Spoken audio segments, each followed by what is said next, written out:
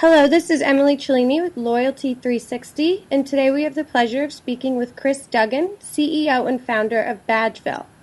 Mr. Duggan is a serial entrepreneur with a passion for building innovative, fast-growing software-as-a-service companies with thousands of delighted customers. All right. He is dedicated to helping brands on the web increase user engagement by leveraging proven techniques in social gaming and loyalty. A sought-after speaker on gamification, analytics, and user engagement, Kris is thought leader of innovative ways to incorporate game mechanics and social loyalty programs into web and mobile experiences. Prior to founding Badgeville, Duggan worked in leadership roles at a variety of successful companies, including WebEx and across a wide variety of verticals.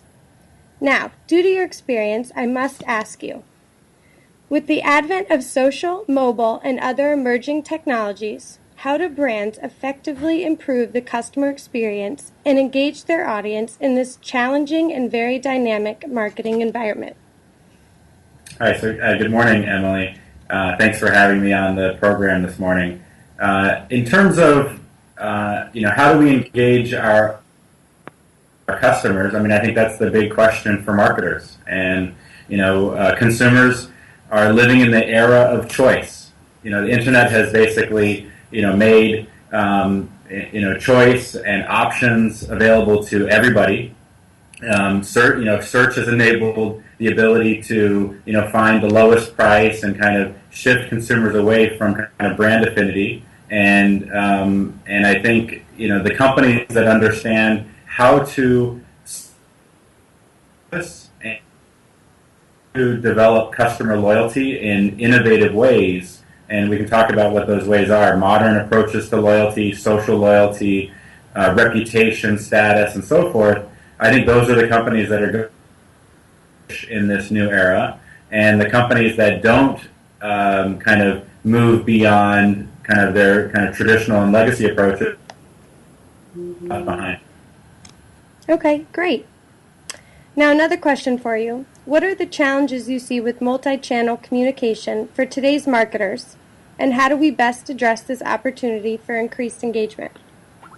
Yeah, so I think multi-channel really means that, not only do they have choice, but now we have to kind of figure out where they are and what they're doing and how they want to engage, and whether it's on our websites, mobile applications, communities, So, I think this is compounding the problem, that they have choice and they have ability, and, the smart marketer will, take steps to figure out, how can I recognize my user wherever they are, however they want to engage with me, web, mobile, social, and, how can I start to use the concepts around social loyalty, which is using things like status, reputation, social context, and things like game mechanics and reputation mechanics and social mechanics. How can they use these different tools to basically drive consumer behavior in ways and more purchases, but are kind of not just focused on the purchase? And so consider this.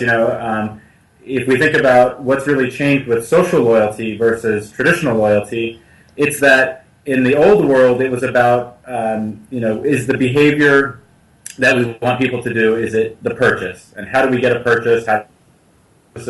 There were a ton of traditional loyalty programs designed around purchase. And, what we think with social loyalty is we're not replacing that, we're augmenting it, we're complementing it. But there's so many new behaviors that want our customers to do. And those are behaviors like review, share, recommend, refer, endorse, rate, answer questions, and visit frequently, explore new types of products. So the envelope of the types of behaviors that we're trying to drive as marketers has fundamentally changed. It's expanded, and it's become more complicated. And so we have to change how we think about loyalty and behaviors, and what social loyalty means in that context. Okay, great. That basically addressed my third question. I was going to ask you about how do brands effectively engage individuals. You actually answered that pretty well with what you just stated. So I'll go One thing, on. if you don't mind, Yeah. just to add to that. So if the behavior gone from purchases to just review, share, etc. In this modern era, the choice and kind of accessibility has changed, which is kind of all of these kind of new ways of thinking. I think the last thing that's changed of incentives that marketers can use to drive behavior. And so I think our kind of thinking around incentives was they have to be financial, they have tangible rewards. If you participate in my program, if you buy my products, you're going to get a discount, buy 9, get 1 free. You're going to get free shipping, you're going to get coupons and discounts. And what we found, we've been doing this for a few years now, with hundreds of deployments across major retailers and major brands. What we found is that you can use virtual incentives, virtual goods, virtual rewards that motivate behavior, and if they can actually be far more valuable than the tangible incentive. And so an example of that would be, a status that you could earn on a shopping site by, becoming an expert in that particular genre of clothing, or some great examples on the web, Yelp and Guild Group and eBay and all these companies that have kind of leveraged the power of reputation. I don't think we've really kind of made huge strides across the entire market in terms of harnessing those capabilities. We've seen things like American Express Platinum Card, and as a great example of a motivator for a color. People are motivated by the color in that case. That's the status. Not even tell you all of the financial benefits that come with having a Platinum Card. They just want to have the Platinum Card, let alone a black card, right?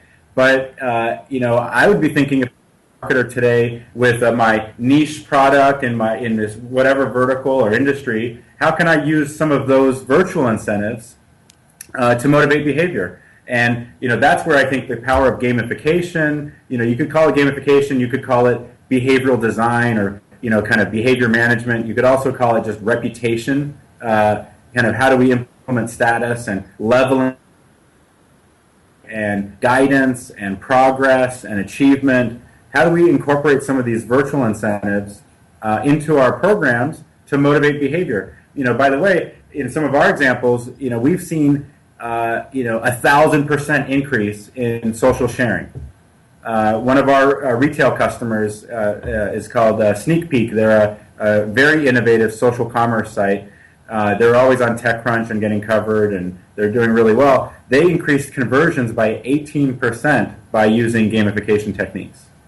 One of our great consumer products customers, Samsung, built Samsung Nation, which is a social loyalty program on their website. If you go to Samsung.com, you can see on the homepage Samsung Nation, and people get rewarded for reviewing, browsing, sharing, recommending these products, and the rewards are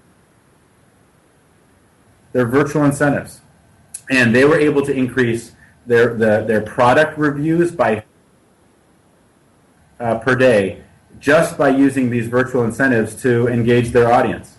And so, that's what I would be as a marketer is, how have the behaviors changed in terms of the list of behaviors that I want to incentivize has expanded, and then how have the rewards changed?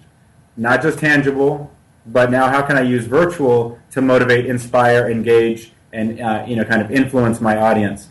And I think that's really maybe the simplest definition of gamification. I think there's some misconceptions around what is gamification. Is it games? It's not really games. It's about using the techniques that I've been talking about in ways that motivate the audience. And so maybe a simpler definition would be expanded list of behaviors with an expanded set of rewards. And gamification is simply the strategy to kind of harness both of those concepts. Okay, great. Very interesting. I just learned a lot, actually. Okay, going into question 4. We do believe in a process of expectation matching The belief that the consumer's expectation changed based on their engagement with the brand and the stage of the life cycle or stage of the process the consumer finds themselves. So brands struggle with this dynamic and this idea, yet want to see it put into practice. So what would your advice be to those marketers? Yeah, so I think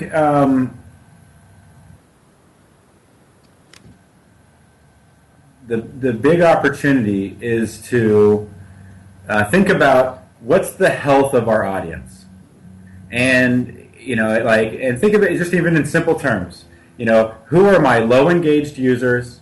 Who are my medium engaged users? Who are my highly engaged users? And think of it in terms of, let's say, those three cohorts. And what am I for acquiring those people, engaging them, and retaining them? And I think the big opportunity here, as it relates to social loyalty, is not dumping billions and billions of dollars like we do into search engine marketing and trying to get like one acquired extra user. I actually think it's to take the users that we have, the customers that we have, and to strengthen those ties. And so I would be users. What am I doing to retain them, and to really kind of capture them and bring them into our community, make them feel like they're part of our brand and part of our community. And then for those medium engaged users, how do I turn them into highly engaged?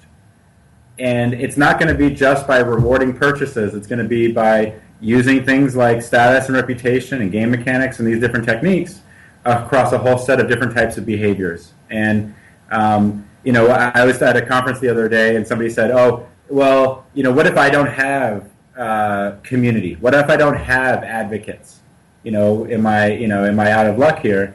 And I actually push back, and I would say everybody has advocates. Everybody. Even if you're a bug spray manufacturer, I'm sure there are people that love the bug spray. And really, how do you recognize those advocates? How do you put them on a pedestal? And how do you figure out who are the next wave of advocates that you could turn for enthusiasts? And I think that's really, what all of the things that we're talking about here, that's really what we're striving towards. Okay, great. Now, within the next 3 to 5 years, what would be the biggest challenge for marketers?